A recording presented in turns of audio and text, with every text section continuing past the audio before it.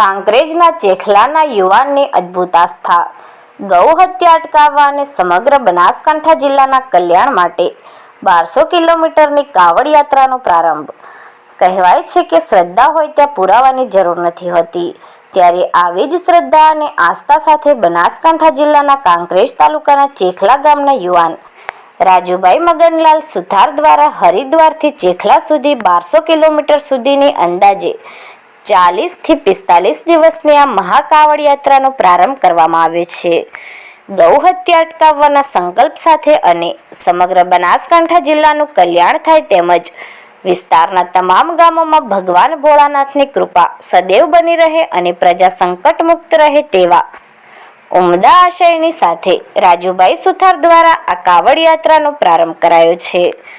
હરિદ્વારથી ચેખલા 1200 કિલોમીટરની આ યાત્રા રાજુભાઈ સુથાર પગપાળા ચાલીને 40 થી 45 દિવસે પૂર્ણ કરશે.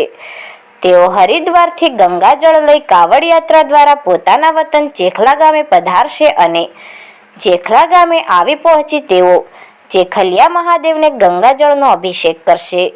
જોકે આ યુવકની યાત્રાને લઈને ચેખલા ગામ સહિત આજુબાજુના વિસ્તારના ગામોમાં અનેરો ઉત્સાહ જોવા મળી રહ્યો છે. આજે રાજુભાઈ સુથાર દ્વારા પોતાના વતન ચેખલા ગામેથી શ્રી ચેખલિયા મહાદેવના દર્શન કરી ભગવાન ભોળાનાથના આશીર્વાદ લઈ હરિદ્વાર જવા માટે પ્રયાણ કરવામાં આવ્યું હતું.